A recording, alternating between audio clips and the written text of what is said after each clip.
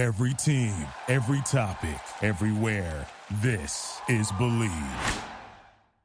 It wouldn't be the holiday season if there wasn't candy, right?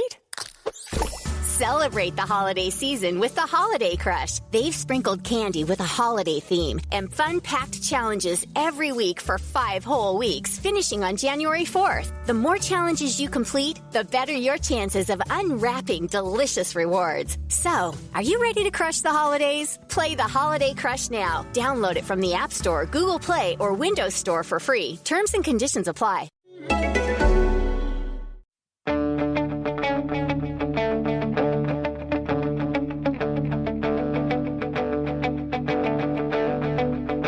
Ich warte seit Wochen auf diesen Tag und tanz vor Freude über den Asphalt.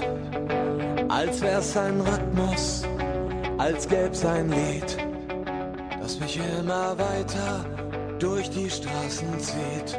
Hello and welcome to Gegenpressing, the Bundesliga podcast from the Football Grad Network. I'm your host, Bryce Dunn. Joining me, as always, is Manu Veth. Manu, how's your week been? Yeah, it's good. Happy the Bundesliga is back.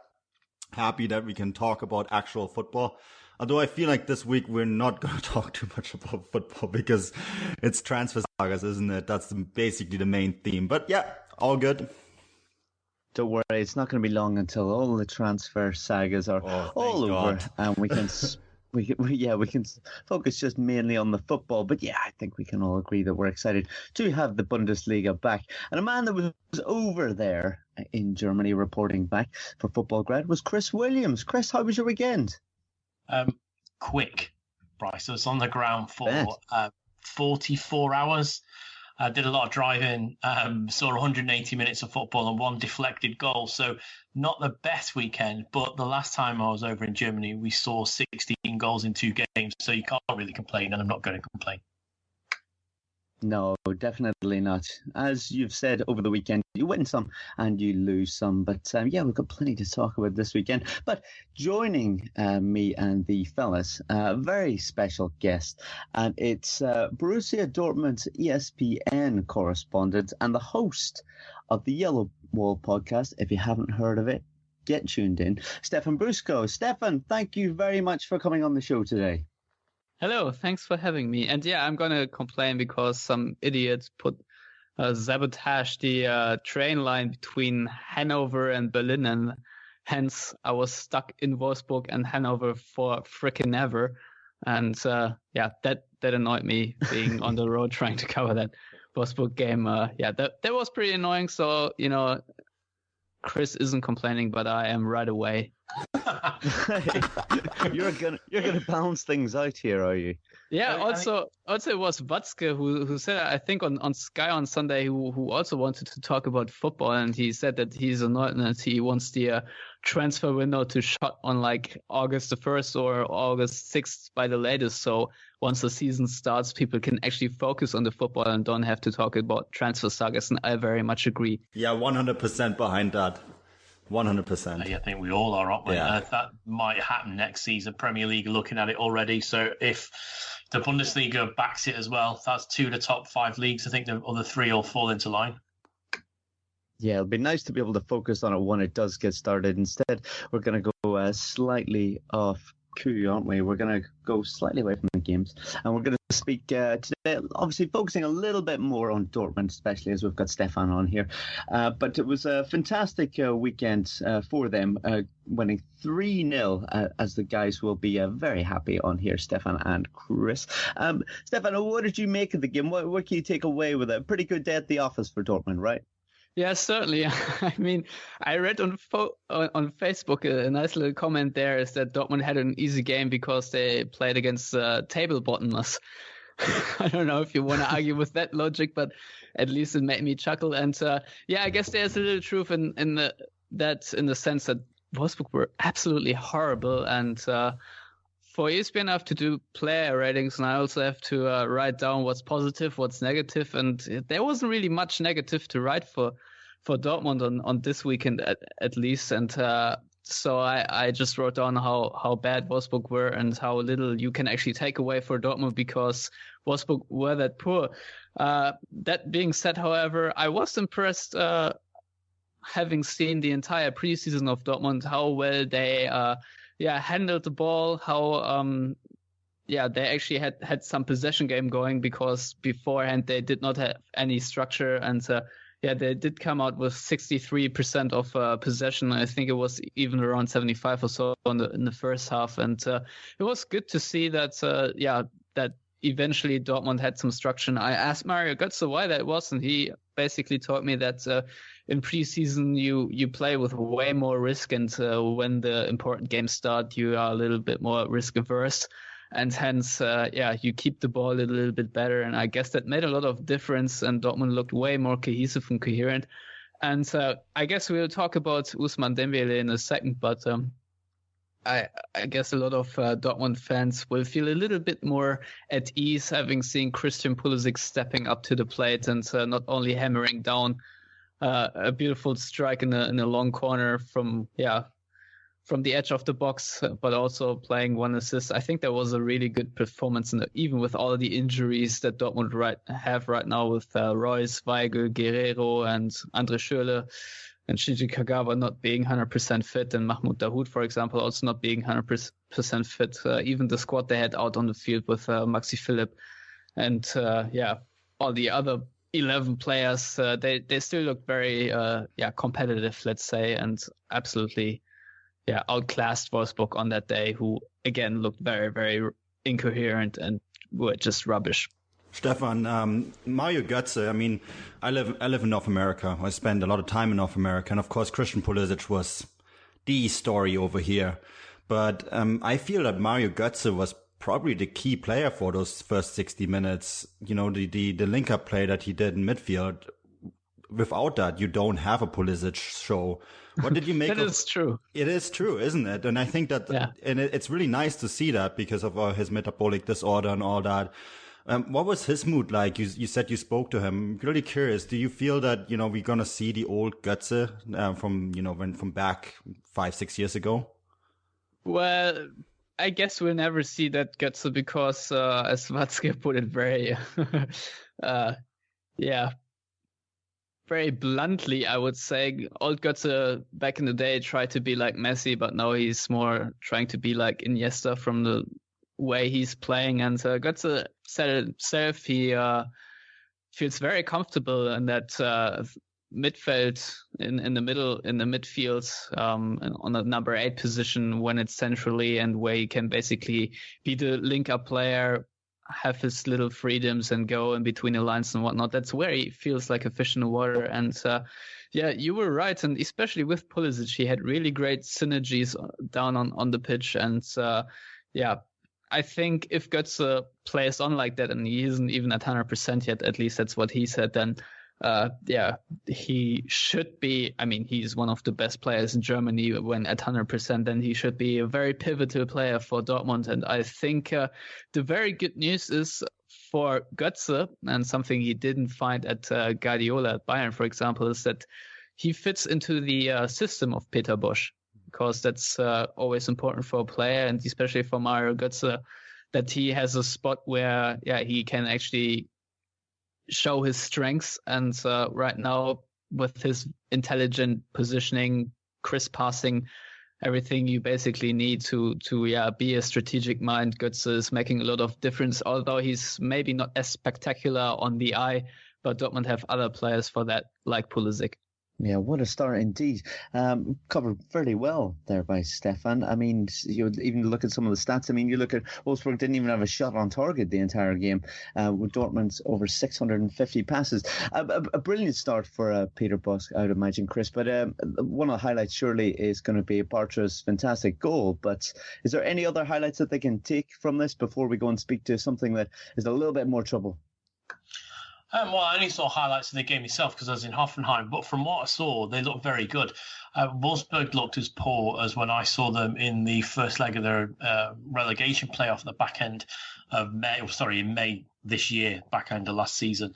And I'm glad Christian Pulisic did well because obviously I wrote the Dortmund preview for Football Stat, and I've got him down as going to be the star of the season, and it's probably a good time to go to who I've got down as disappointment of the season. And even though a ball hasn't been kicked yet, I don't think anyone is going to be more disappointing than Dembélé. No, and speaking of Ousmane Dembélé, Stefan, can you give us a bit of an update as to what exactly is the situation there with him? Obviously, he's been linked plenty with Barcelona. Is he going? Is he staying? What's the story there? Well, since Borussia Dortmund CEO Hans-Joachim Watzke right now is not missing a single microphone to state his opinion, we are actually quite in the picture of what is going on. And he said on Sunday, so yesterday, that he believes the chance of Dembélé transferring is below 50%, although he didn't really say how far below. Still, that's quite telling because I think he has a very good picture of how the negotiations are going with Barcelona, and it's either Barcelona or Dembélé staying at Dortmund. And if I had to guess, I think that's exactly what's going to happen. Michael Zorc said before the Wolfsburg match that they will not wait until the last day of the transfer window, and the Sportbild has broken the story today, and I think they got that news right from the Dortmund board that the transfer window for Dembélé ends on Sunday this week. So after Dortmund's Hertha match, I think we will know more whether Barcelona will come up with the 140, 150 million Dortmund are asking. So, in general, this is a very interesting scenario because, as I think everyone, at least I assume everyone who's listening to this podcast has known by now, that Ousmane Dembélé went on strike since Thursday last week and has moved to France since waiting on a decision.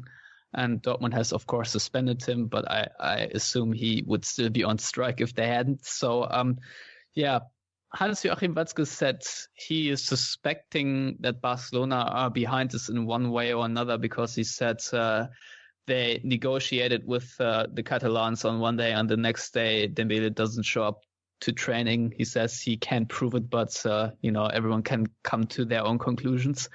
So, and he has talked a lot about showing strength as a club and also for the Bundesliga. It sounded very Karl-Heinz Rummenigge-esque.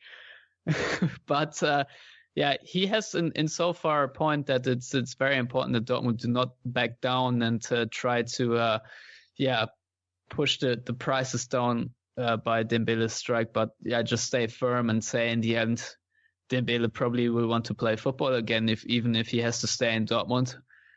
I mean, when he joined Dortmund, he already said Barcelona is my dream club. So, of course, he's 20 years old, maybe not the brightest in his decision making. So, in the end, I think if you listen to Nuri Sahin and a lot of other players, they all say what he's doing is not right. But they also say always in a sentence that there should be a solution. So I would say the communication of the club, the strategy here is already trying to moderate reintegration of Ousmane Dembélé into the team. And I think if he is to stay on, that will happen. And now after my long monologue, I will give back to you to discuss this.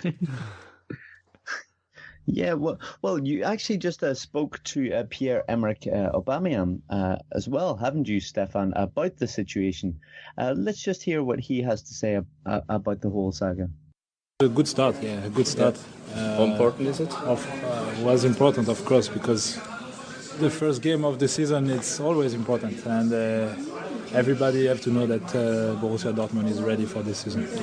I think you have a quite close relationship to Ous. Are you in contact with him at the moment? Yes, all the time. I'm in contact with him.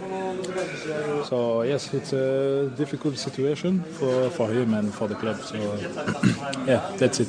That's only what can I say. I can understand the club and also I can understand him. That's it. What do you say to him when you? Nothing special. I have nothing to say this time because it's his future. So he has to see. He has to take the decision. So, okay. It's my friend, so you know how it is. Yeah. Okay. Okay. Thanks. Thank you. So, Stefan, I mean, obviously, Pierre-Emerick Aubameyang's trying to say that he's not really trying to sway him either way. Do you see, and you mentioned that the other players, they don't think that maybe he did the right thing in striking. But do you see there being a way back from Ousmane Dembélé, after all this? Do you think the fans will accept him? And I suppose the playing and coaching staff? Well, that's a very good question, because I assume, I of course can't predict it, but I assume that there will be a backlash by the fans in some sort of way, that there might be boos and whistles when he steps out in front of the yellow wall in Dortmund. So, that can happen. And I don't know how this will affect his performance. I don't know how professional he is. And Peter Bosz is known to, be very eager, or let's say he has his principles when it comes to players and their behavior. And he already ousted a couple of players at Ajax where he was just ruthless and said, okay, you are not playing anymore. But I guess, the board will try to talk some sense into him, because he's just that difference maker. He is, I don't know if he's the best player on the team. That's, I don't know. That's a debate for another day, but he is certainly outstanding when it comes to one-on-one, to dribblings and whatnot. So, he always makes the difference for Dortmund. He basically won them the cup last season. So, to answer the question, I personally believe that there is a way for him to get back. As I already alluded to before, Aubameyang spoke that players are trying to say that there's a window open for him if he apologizes and whatnot. But it probably won't be just as nice as it has been before he went on strike. Yeah, but it shouldn't be. I think that maybe that's exactly what he needs to also develop as a player. Of course, he needs to grow up. Yeah, he needs to grow up, and he doesn't need to get his way. I think it'd be a very good lesson for him if he doesn't move. And we've all experienced the yellow wall, both in the positive and the negative. And I think stepping in front of that after this entire circus will be a very humbling experience for him. And maybe exactly what he needs to also grow as a personality, because that seems to be what's lacking. I'm sorry, but if you act the way he did, and I get it, he's a 20-year-old kid. We all probably did things as 20-year-olds that weren't exactly mature. But Never. No. That's fair enough, right? And I think that's something that we always have to remember, that they're still kids. But at the same time, I think that is maybe exactly what he needs as a player to grow up. So next Sunday is the deadline, right? So it will be the week after that, or 2 weeks after that the earliest he could play back home in Dortmund, right? Because they have a home game next weekend. And then they play Hertha Berlin, then it's international break. Yeah. But one question I wanna throw back into the show, maybe for you, Chris. How do you actually think if Dortmund stay first, back down from the asking price, and Dembélé stays in the end? What kind of signal do you think does this send to the Bundesliga, if any at all? That was just the question I was about to ask. Yeah, of course it was. It sends a massive signal, because when people, especially when you get English people and British people watching the Bundesliga, they will always go, it's a great league, but they always all the teams always sell the best players. And you can look at the likes of Mkhitaryan, Gundogan's over here, and then teams selling onwards to Bayern like Süle or Rudy. They say that it's a fantastic league, but maybe it leaks too many players from the top teams out. I think it would send a massive message to the rest of Europe that, now clubs aren't willing to sell. And it's not just those in the Bundesliga. I think there's a few clubs in this window that have the potential to really knock out player power. There's players in the Premier League who are on strike. One of them's also, in a link with Barcelona. And now you've got Dembélé as well. So if Dortmund remains strong, and then Liverpool and also Southampton remain strong, I think we could see a bit of player power broken, because clubs are just going to say, okay, well, you're going to be suspended. You're not going to play for 2, 3, 4 weeks, and you can't force your way out. I know Dembele's a young lad. I think serious questions need to be asked of Barcelona, because he's not the only player that has gone on strike for Barcelona. So what are they saying? I'd like to see UEFA take a strong stance on them, because they've been done for tapping up before. And whether it gets me into trouble or not, I'm of the opinion that Barcelona have tapped up both Dembélé and Coutinho. And I think something needs to be done about it desperately. And they've obviously put all their eggs in the Neymar basket, and they thought they could just steamroller a couple of teams into selling their best players. And it's not gone the way they wanted. And I think they brought out some horrendous tactics. But to answer your question, I think it would be brilliant for the Bundesliga to say, no, or for Dortmund to say no, and for the league to keep hold of its best players, because it needs to keep hold of its best players. Because, especially for Dortmund, I think that if they can keep hold of Dembélé, I've tipped them to win the league. I think they're young enough and they're strong enough. I think they've added at the back with Toprak, although we didn't see him, with Dahoud coming into the centre. I think that's a really good midline. And when I wrote the preview, I said it's a midline to rival of when Gundogan and Mkhitaryan were together. And obviously up front, it's not a problem. You've got Aubameyang, and then you've got Pulisic, Dembélé if he stays, Royce when he's back, got Schürrle can even do something, and you've got even Alexander Isak, who's a brilliant prospect, can come on, and hopefully we'll see him at some point this season, especially in a Pokal. So I would love to see Dortmund keep him because I think he's a fantastic player, and I get a real buzz watching him play. Week in, week out, his speed is just frightening, and I think he's key to the Bosch system. And I think Dortmund stand on maybe an edge now of where they have got a brilliant manager, a forward-thinking manager who plays well. He's playing that 4-3-3 straight away, which we talked about last season at great length, which is Dortmund's best setup. And both Manu and I said it was 4-3-3. And when it wasn't played by Tuchel a bit, we were a little critical. I think Dortmund have got everything now to challenge what is an aging Bayern.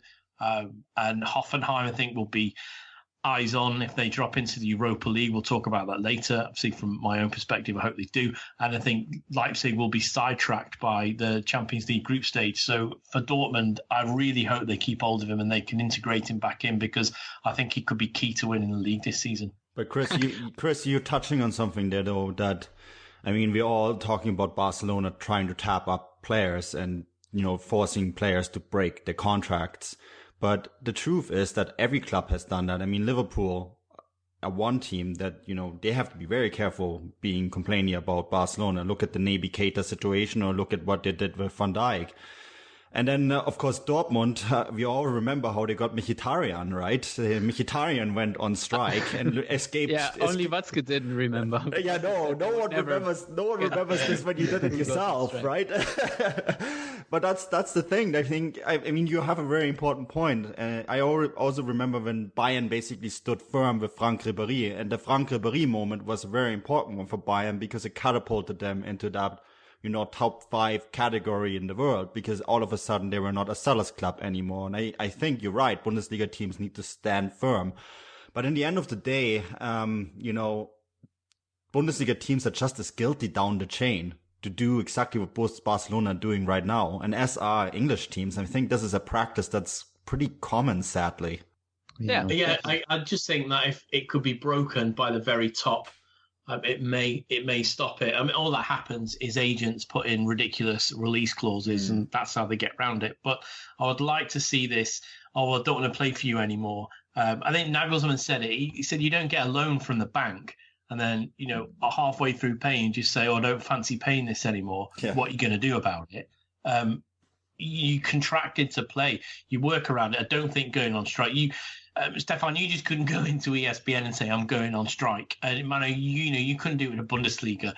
I'm just going on strike because I don't like what you're doing. I want to get paid more by someone else.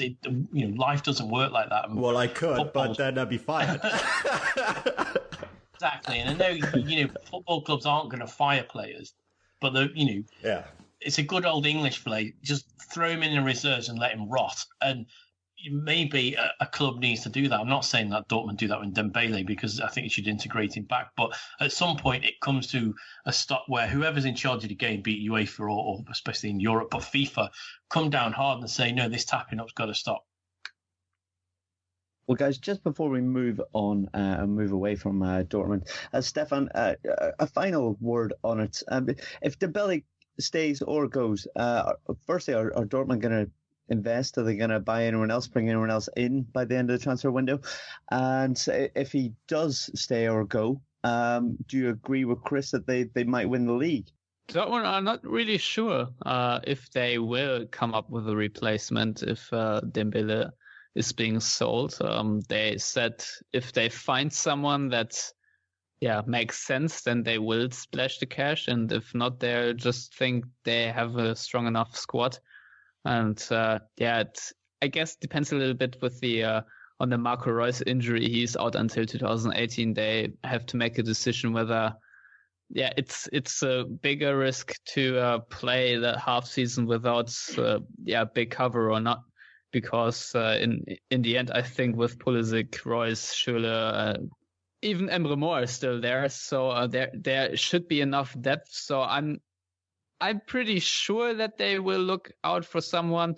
I would like to see, let's say, Julian Brandt, for example. I think he could do a very good job, but I don't know if Leverkusen would sell him. Of course, Dortmund would have to splash the cash themselves then, because then they would just be in the same situation as Barcelona are in right now. And to answer the other question, if Dortmund win the championship this season, I still don't see it. I feel like we're still a little bit in that overreaction Monday episode where Dortmund looked pretty strong against hapless Wolfsburg, and Bayern did not look so good against Leverkusen, and had a little bit of luck to win that game. Although, I mean, scoring from set pieces isn't just luck, but they looked worse than they have been before. But I still don't see over 34 match days Dortmund matching Bayern's pace. So I'm sorry, Chris, I don't see it quite happening yet. But I wouldn't mind if it was the other way, because just think of the children. 10-year-olds now haven't even witnessed consciously another team winning the German league than Bayern. That's a I love it. point. Think of the children. Yeah. And on that note, we're going to move on. We're going to speak about Bayern Munich and just how they got on. They opened up the weekend and the season with a 3-1 victory over Bayer Leverkusen. Let's go to Manu on this one, I feel. Obviously, your hometown. You're not quite a Bayern fan, but you also... He's a Bayern fan, just not Bayern Munich. Yeah, well, you also mentioned that Bayer Leverkusen may be possible title contenders this year, or that they would have a much better year than what they have last year. How did you find the game? Obviously, 3-1 win. Was it even close, or was it one-way traffic with Bayern? Well, the statistics say that it wasn't one-way traffic. Of course, Bayern are Bayern, and, they're playing at home in the Allianz Arena. It's perhaps the most unthankful task to start a season away at Bayern Munich, opening game of the Bundesliga. But, I mean, last year, Bayern demolished Werder Bremen 6-0. So I think that this has been the most vulnerable I've seen Bayern. Stefan mentions the children in 5 years.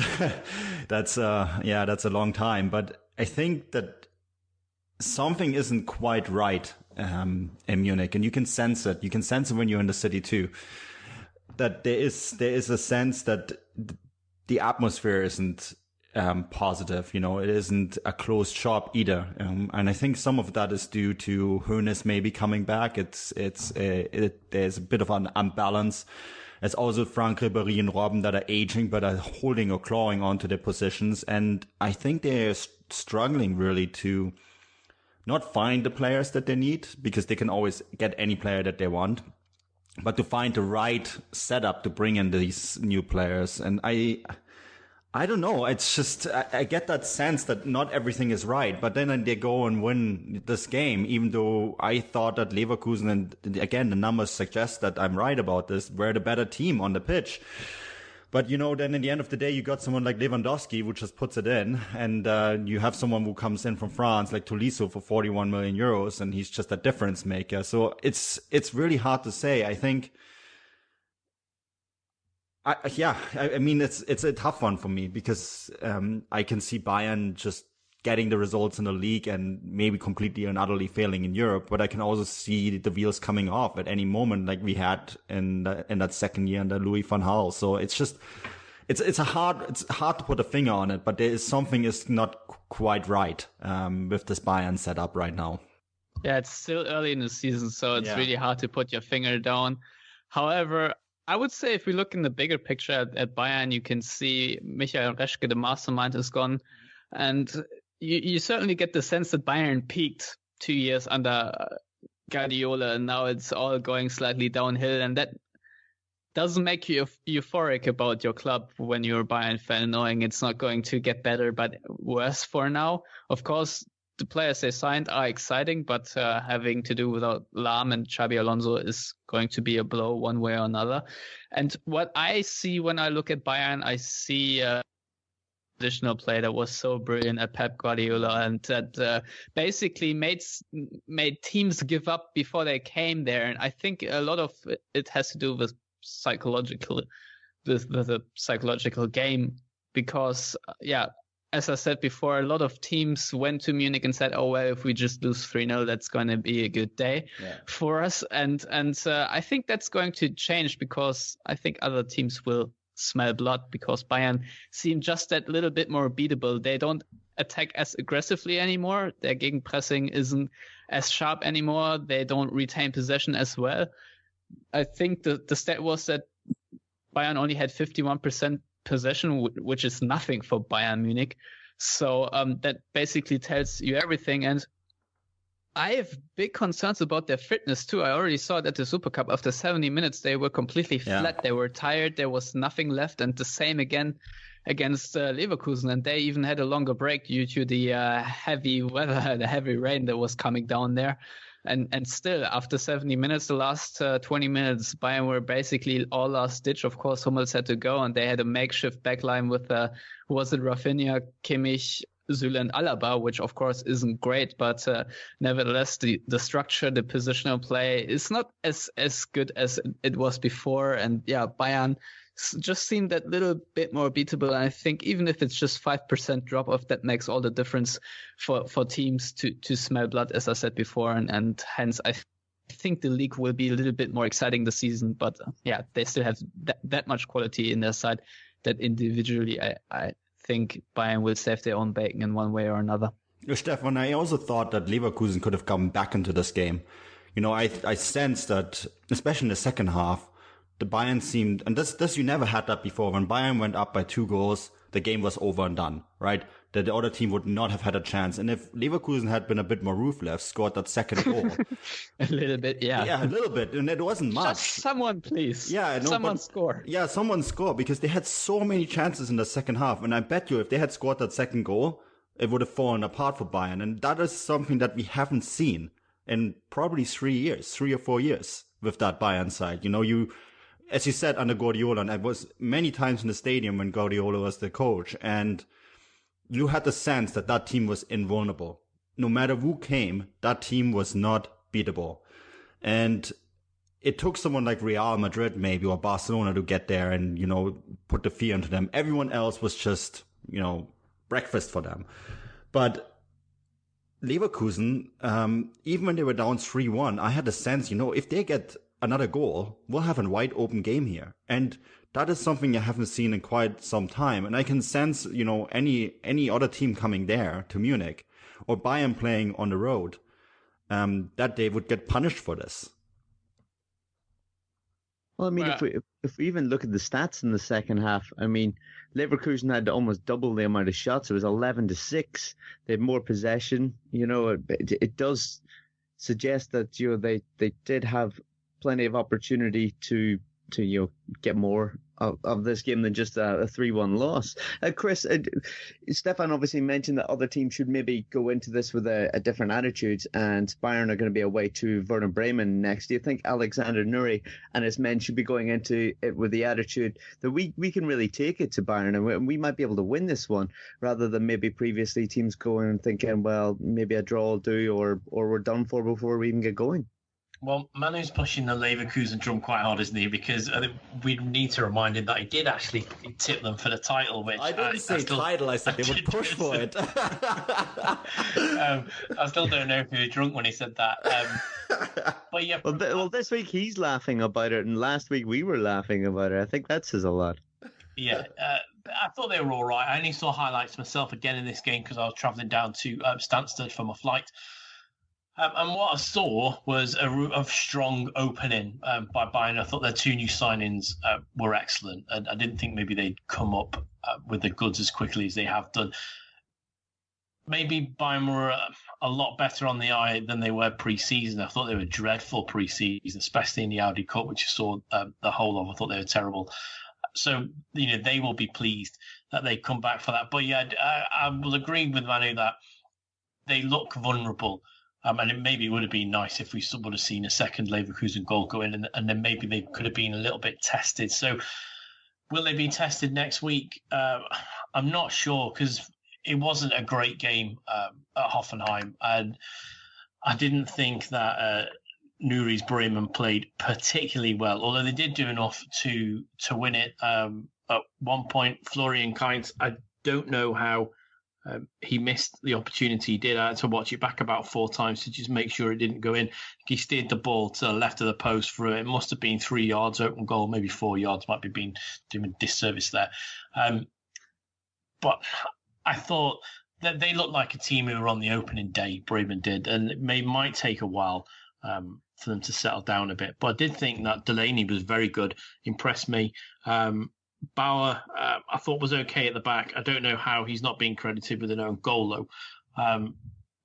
But for how they're going to get on against Bayern, well, it depends what Bayern's side show up.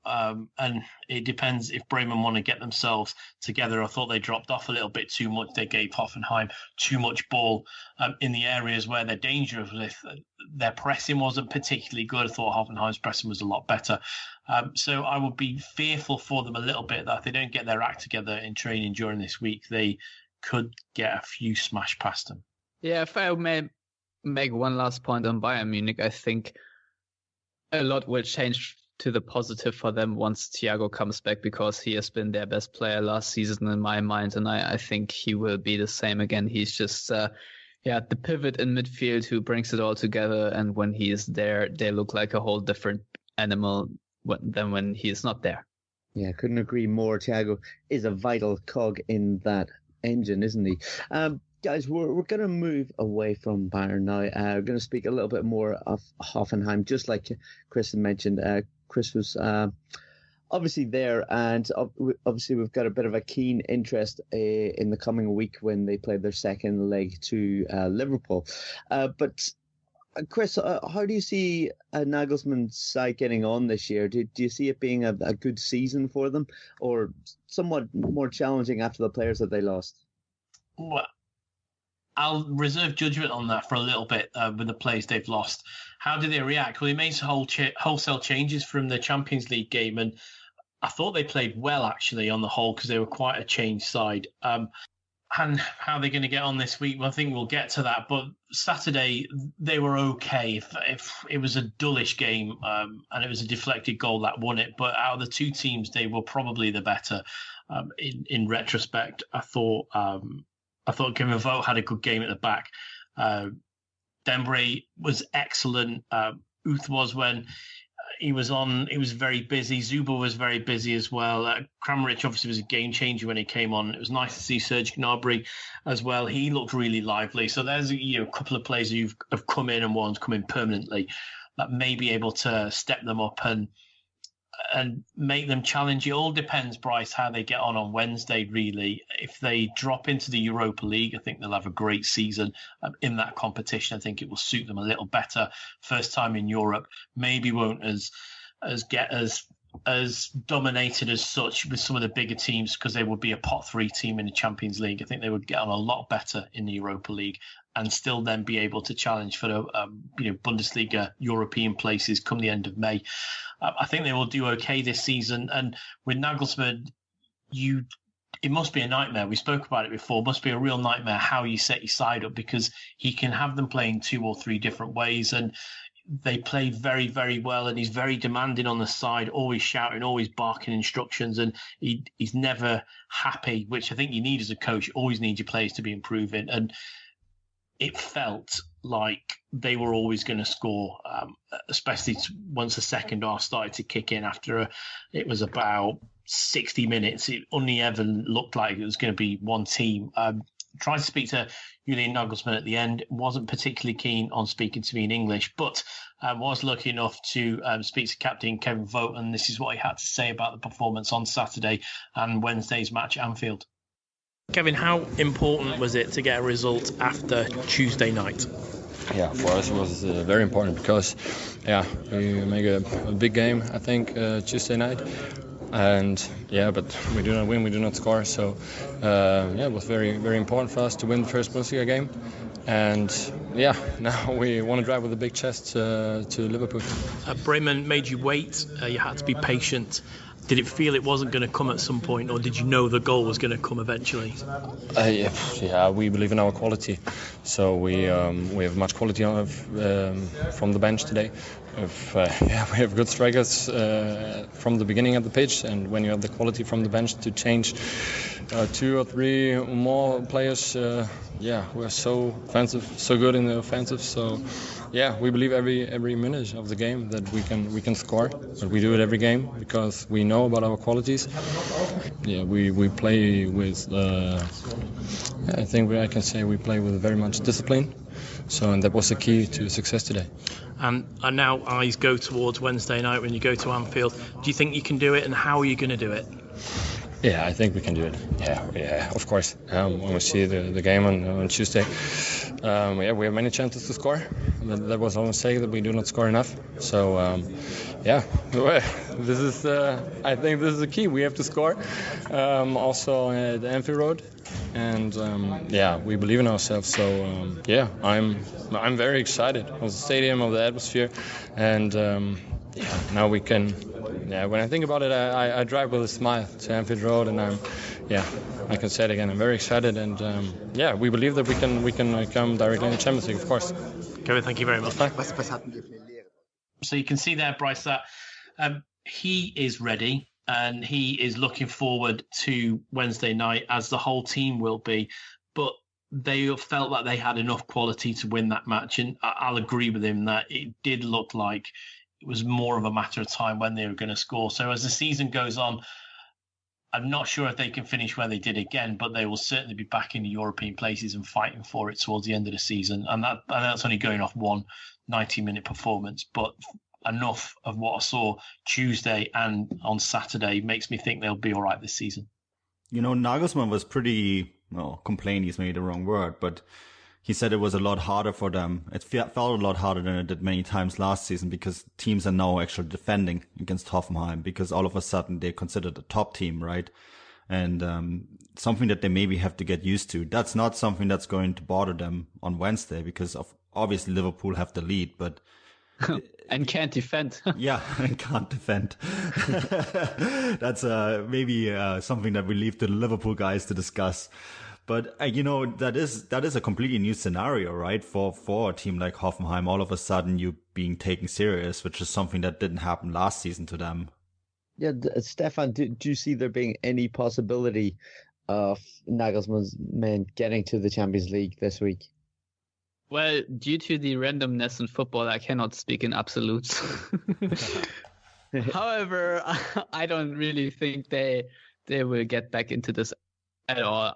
I mean, there's one statistic, and I think that's one statistic enough, that never has a German side won at Anfield, and I don't think that's going to change with Hoffenheim.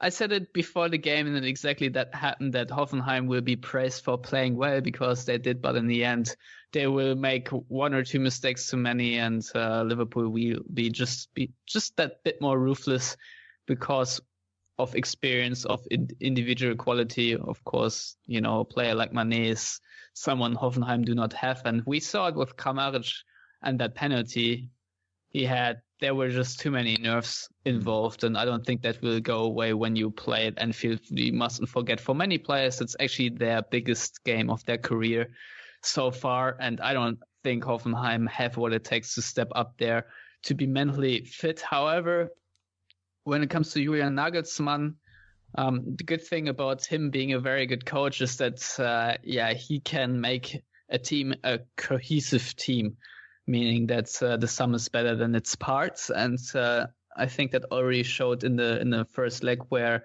Hoffenheim were the better side I would say for almost the entire game. However, they could not profit from that, and I don't see them profiting in the second leg either, where Liverpool, I think, will approach the game a little bit different themselves, because they awarded Hoffenheim a lot of freedom, and I don't think that will happen in the second leg. I think Jurgen Klopp will say, okay, guys, it's about Gegenpressing now, and let's not give them so much space and time again, but make things a little bit more chaotic for Hoffenheim. And as soon as that happens, I think they'll lose their heads.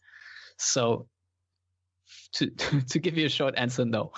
It is that you mentioned that statistic, though. That's a very dangerous statistic, because every statistic ends. I'm just saying that, but I would agree with Stefan. It's unlikely. But again, well, we've seen it with Dortmund. There must be some kind of curse. Yeah, there must be, because Liverpool still don't know how they actually won that game. But let's maybe move on. Well. We'll just talk about it all again next week, won't we, Chris? Anyway, let's move on. We'll have plenty of time to talk about, and as far as I know, Chris, you're going to be there, aren't you, covering the Liverpool-Hoffenheim game? I will only be there in the stands. But accreditation came through this afternoon. Well, it didn't come through. I rang up and found out I'd been accredited this afternoon. So I'll be there Tuesday. Well, tomorrow, as this being recorded Monday, I'll be there Tuesday for press conferences, and then obviously for the game on Wednesday. Yeah, exciting times for football ground, eh? Definitely tune in, guys. We'll have plenty of updates, photos, and everything else. But guys, let's go back to the Bundesliga for now, rather than Europe. And yeah, a side that we mentioned ever so slightly earlier, and that they've got Bayern coming up next. Unfortunate for them, is Werder Bremen. It wasn't the best start, was it, Manu, for them? And it might be a little bit of a tough season for them. Yeah, I think that, I don't know. I'm curious to hear what you think about this, Stefan, but I think that Alexander Nuri is maybe the most overrated young coach in German football. I think that his decision making in a lot of ways is very poor. The Wiedwald situation is one of them. Axing a coach who is obviously, a big part of the club, and bringing in an unexperienced goalkeeper is something I didn't quite understand. And then they had that run in the second half of the season last year, but I just don't feel that as a side that they have improved over the summer, and that they're a little bit too thin of a squad. And I'm just not convinced that he is that good of a coach. I want to keep the Bremen situation brief, because we still have to cover Chris's experience in Freiburg. But we don't. No, we don't. We can do that in a minute. We can do that in a minute. But I just don't. There is something about Alexander Nuri where I just don't feel it's more hot air than actual coaching talent with him. And there is some decisions that he makes decisions to expand his power base in Bremen. And I don't think that all of these decisions are leading towards Bremen becoming a better club. Well, maybe he thought when he puts Pavlenka in goal, he saves all the Panenkas. Yeah. I don't know. To be honest, I think even if Alexander Nuri is not the best coach in the world, Werder Bremen don't really have that much ambition anywho. So as long as they're not being relegated, I think they're fine. I think they're going to finish somewhere between 14th and 11th. And that's where they should be okay with. And if they have Kruse, Bartels, and I don't know, Pizarro is not there anymore, but Max Kruse and Finn Bartels, they can make a lot of difference individually, even with a coach that doesn't really have anything exciting about him. I think that should be enough for the Bundesliga to have a lower mid-table team. Yeah, I think so. That's two players. Yeah, but two pretty good players. Yeah. Well, way better than the rest of the squad. Yeah, that's exactly my point. What happens if, Max Kruse does what Max Kruse does, and, eats too many Nutella breads again, and, goes on a poker spree, or just loses form. He can be really good, but he can also, go offline for several weeks. And that squad is very thin. Well, Manuel, if that happens, then they're screwed. That's how easy it is. Well, that's exactly my point, though. I just don't think that they've done enough, and I don't think they have a coach. You know, they don't have a Nagelsmann, and Nuri in Bremen seems to be hailed as this like Nagelsmann coach because of what he done in the second half of the season. But he can't make you spoke about how Nagelsmann makes a team that the Hoffenheim is better than the sum of all of its parts. Nuri can't do that in Bremen. And that makes me a bit fearful for them. Yeah, one last point on Bremen maybe is that I actually believe that they have a factor that Hoffenheim will never have, and that's their fan base, because they can galvanize this whole club, and they've done it in the past 2 seasons. And I don't know, maybe it's the football romantic in me speaking here, but I think it actually makes a difference that, their passionate support, especially toward the end of the season where it's money time, that's, it helps that they have that psychological edge on the field and really, put in the fight. And I think that makes a difference. So I'm not too worried about Werder Bremen, but it's not like I would expect them finishing in the top half of the table anytime soon. And that's that. That's Werder Bremen covered, I feel. Guys, we're going to speak a little bit, this might be a very tiny bit, on Freiburg against Frankfurt. Obviously, Chris, you were there. You said Freiburg was beautiful. Is there any other taking away points? Freiburg is a beautiful city. And I was so impressed with it. I'm going to take my wife and kids there on holiday next summer. That's how much I loved it. And the stadium is a traditional stadium, complete with restricted view. It'll be a shame when that place goes. It's so tight, and it was such a nice day. And I could smell the bratwurst going up, and all I wanted to do was drink.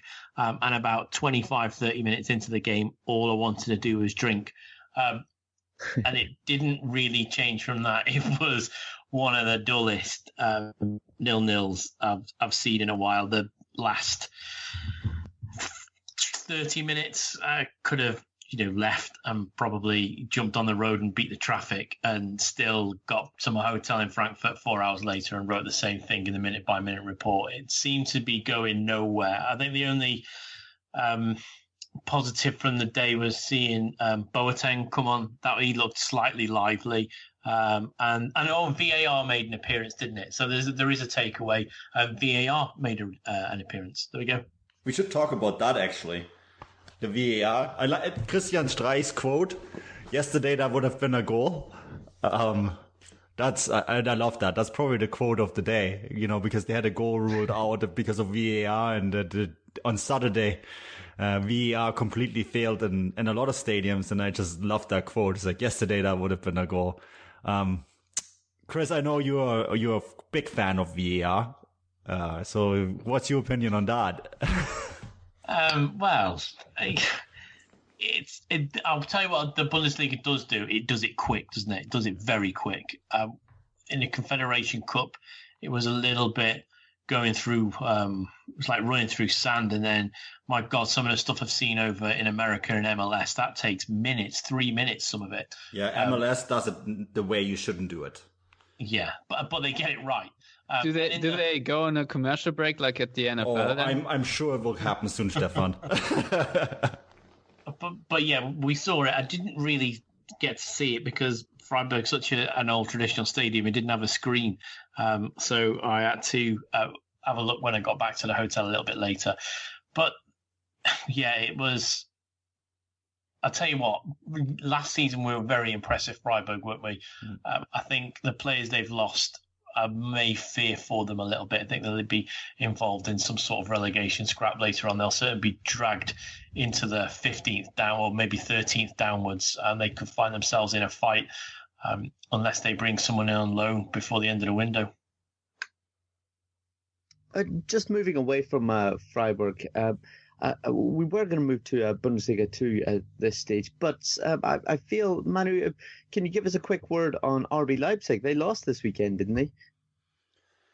Yeah, and it didn't look that great. I thought that that great football that they were playing last season wasn't as fluid, and maybe some of that is down to Schalke. I think Chris and Ivy might be eating some humble pie later down the season with Tedesco. I think we could. Because his team looked good. I thought the Konoblanka goal, Konoblanka actually finally looks like the player that I got to know when I lived in Ukraine. And he's a wonderful player. And for some odd reason, it didn't work out for him in Sevilla. It didn't work for him out last season. And I guess he finally got the coach that he needed. He took care of that himself on Ukrainian television. So good for him. Tedesco and him seem to be a good match. And I think, Schalke could be one of those teams that could surprise us this season and do quite well. And would also mean that Chris and I will look a little bit like fools. But thankfully, a couple of weeks ago, Chris and I kind of paddled back a little bit. The one thing that could hurt Schalke is the Hövedes situation. I thought dismantling him as the team captain and not fielding him is a bit of a questionable move. I'm not sure what's going on there exactly. He wasn't really match fit though. Was that what it was? Didn't he play at the Confederations Cup? No, I don't know, but I think there was something that he wasn't 100% yet, and which is why he came off the bench. Is that the official version? Because I have no idea. It's not like I put a lot of research in that. Yeah, no, it just seems odd. I just snapped that up on Twitter. Some Schalke fans saying that he wasn't fit or so. Yeah. Yeah, it seems odd that it happens right after he was dismantled as the club coach. And of course, there's rumors that there's offers from England. I'm not quite sure that that's what's going to happen, but it is, that's something that they have to resolve because he is quite an important player for them. Not necessarily just on the pitch, but off the field too. He's been there forever and he had the chance to leave Schalke in the past and didn't and stayed on even when times were tough. So it's just something that I didn't quite understand why you would open that can of worms right now at this point, with a young coach coming in. But, they got the result that they needed and they got it in really good fashion. So, what do I know? Maybe Tedesco is onto something. Yeah, I did say he would have a good season, but it's very early days. I said he'd be gone by match day 5, so I might look a fool come match day 6. He could lose the next 4, to be fair, but let's see how it all pans out. Bundesliga 2, let's move to that for a final few minutes. And yeah, a bit of big transfer news, Manu.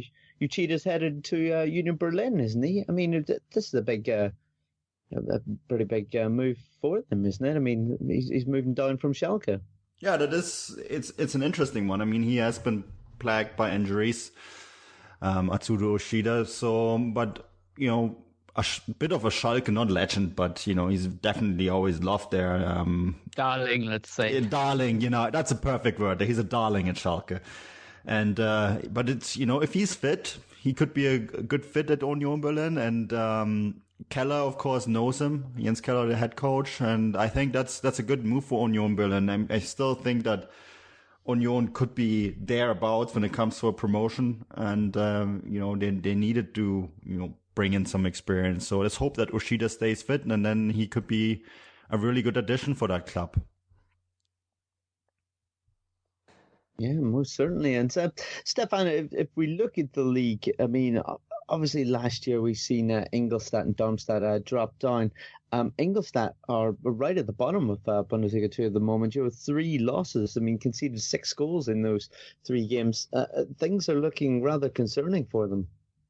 Yeah, of course. I mean, they had some players leaving, and I assume for a side like Ingolstadt, it's not easy to acclimatize to Bundesliga, because when they got promoted, they were playing like the favorites, and then they were the underdogs, and now they have to change their underdog football to being approached to a team that got relegated from the Bundesliga. And teams like Jan Regensburg, like on the weekend, are taking advantage of that, and I don't really think that Ingolstadt are looking too good right now at all, even though if they stay together in their core. I mean, Brigerie, Matip, Lex, Leshkano, Cohen, they're all still thereabout, but they are not clicking. They are I don't know, trying to figure out what kind of football they want to play. And in the meantime,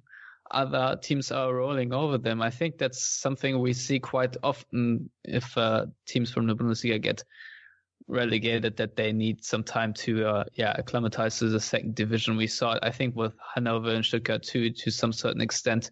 That's and even Cologne in that one season, that it took them a while, and basically then had to run the table.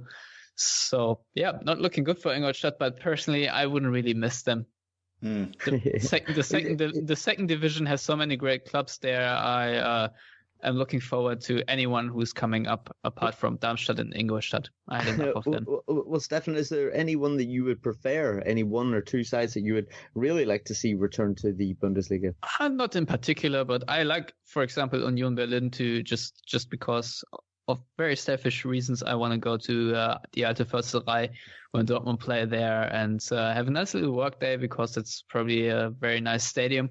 And otherwise, I don't know, Düsseldorf, or for all I care, even Bochum or Dynamo Dresden or St. Pauli. There are just so many great clubs, as I said before, that I can see in the first division without any problem. But the real problem is there's no team in the second division where I see them staying up more than the season when they get up.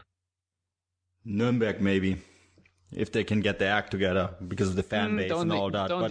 Don't even see Nuremberg getting promoted. Yeah, honestly, I don't see it. You're definitely right about that. But as a size of the club, the old traditional team from a big city in Bavaria. Yeah, but they have a running track, so screw them. Simple as that. That's a good point. Guys, does anyone fancy Darmstadt to come back up under Torsten Frings? I mean, they beat St. Pauli 3-0 over the weekend. I mean, you may not want them to come up, but do you see it possibly happening? No. Yeah. There we go. I see it because I think we saw a very positive development with Torsten Frings, and I have some faith in him. And everything being said about me not believing in Nuremberg getting promoted, but the truth is, the second division is so close that it doesn't really take much to be in a race for promotion this season, and whoever gets a nice little streak is up there. So I don't think there will be the one team that's running away with it. So I do fancy Darmstadt having a chance. I wouldn't put money on either team right now, just because of the argument that so many have a good chance. So they could come back. They had a good start, 2 wins, 1 draw, so why not? Yeah, you might as well roll some dice with that league right now. I'll totally second that. It's such a tight league because there's no Stuttgart or Hannover in there. We all knew Stuttgart and Hannover would go up, and we don't have that. A competitive league in Germany. Who would have known? Yeah, it's nice. Well, at the moment, guys, on the Monday night game, we've got Bielefeld are beating Bochum 2-0 currently at halftime, and that would then put them top of the league. Many people probably wouldn't have called that one, but we're going to move on now. We're going to do one final thing, as we always do before we wrap it up, and we're going to call out our games of the week to tune into next week. So, Stefan, you may not be as aware, but we normally pick out a game next week that we'd like people to tune in and watch for a certain reason. It could be that somebody's never watched Bundesliga before. Give them a very quick reason why you've picked a certain game. So, Stefan, what game are you going to highlight next week? I'm just looking through the schedule, and I have to say there's nothing really appealing. So I'm just going to say Bayer Leverkusen against Hoffenheim, because I think tactically and technically those sides are rather even, and that should be a very open and very interesting game to see if Leverkusen can actually confirm the good game they had against Bayern and how Hoffenheim will fare after a European night, because it's always important to see how their season will go if they can deal with it. And if you want to see a terrible game, check out Frankfurt against Wolfsburg. That should be absolutely dreadful. Nice. Chris, let's go to you. What game are you going to highlight next week? I'm going for Friday night's game, Cologne against Hamburg. I just want to see how Cologne do after the weekend, and likewise how Hamburg do after the weekend, because they were dreadful at times last season. Spoiler alert, Köln will win this because Hamburg are still dreadful. Yes, good call. But so that's what I will be looking at, Bryce. Obviously, I'll watch them all, but particularly Friday. Good. And Manu, what game would you like to highlight? Oh, I'm actually going to be on Bundesliga shift for this one, so I have to watch them all. But it's a very good question. I'll go for no one else picked it, so the 6:30 evening game, Borussia Dortmund, Hertha Berlin. Why? Well, I think it's going to be a good game. Also, my shift ends at 6:30, so that's going to be the only game I can enjoy. How's it relevant for listeners? It's relevant to me. I think it's going to be a really good game. I think Dortmund have to show that the result against Wolfsburg was, that it actually wasn't just them beating up on one of the poorer sides, as Stefan put it. And Hertha Berlin have to show that, that it wasn't just another, grinded out result that they got against Stuttgart. So I think it's going to be an interesting game. Yeah, but Berlin are like one of the most unattractive sides in the Bundesliga. I would never pick them for any fixture to advertise the Bundesliga. Never.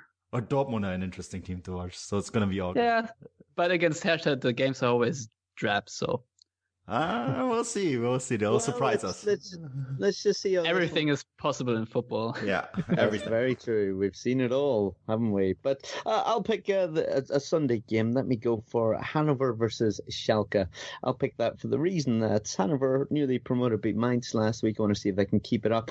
And yeah, Schalke, because I want them to obviously win for a few weeks, just so I can watch Chris eat his words, really. But that's about it. How nice of me.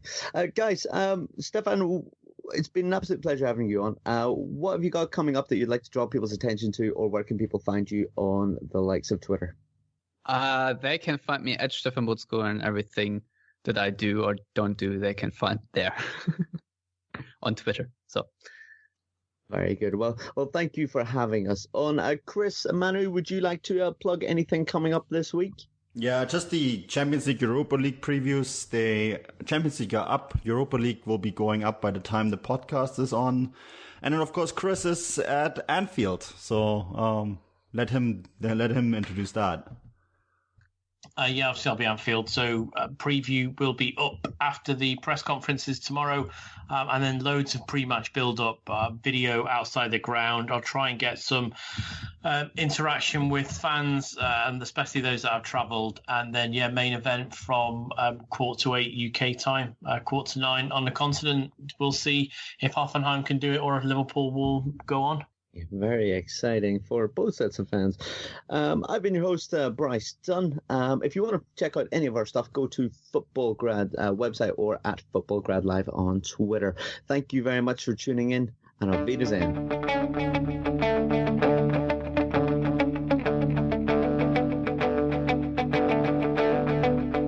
Ich warte seit Wochen auf diesen Tag und tanz vor Freude über den Asphalt, als wär's ein Rhythmus, als gäb's ein Lied, das mich immer weiter durch die Straßen zieht.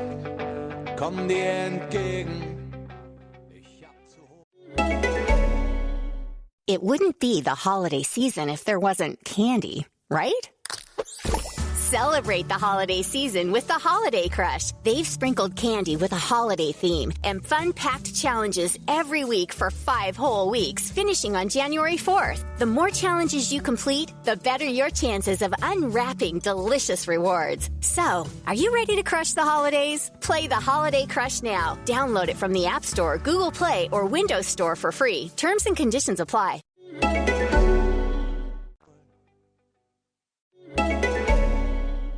Let's be real, dealing with tangled cords can make it harder to do your hair. Break free with the new Unbound Cordless Auto Curler from Conair. Get the curls and waves you want, anytime, anywhere. It's designed to let you experience the power and freedom of beauty in motion. No cords to hold you back. You get your curls and waves your way. Unplug and be unbound. Loose curls, tight curls, beachy waves. The Unbound Cordless Auto Curler makes it easy to get the looks you love. Love your look, live Unbound. Available at conair.com and search Unbound.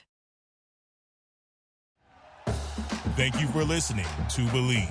You can show support to your host by subscribing to the show and giving us a 5-star rating on your preferred platform.